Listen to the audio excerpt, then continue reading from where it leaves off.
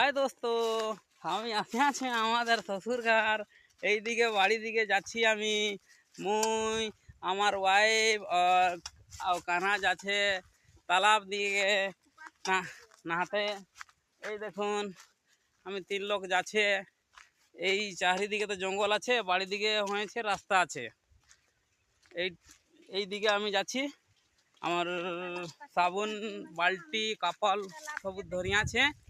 আর আটটুকু পরে তালাব থানে পৌঁছে যাব, টুকু রহি যাব বন্ধু।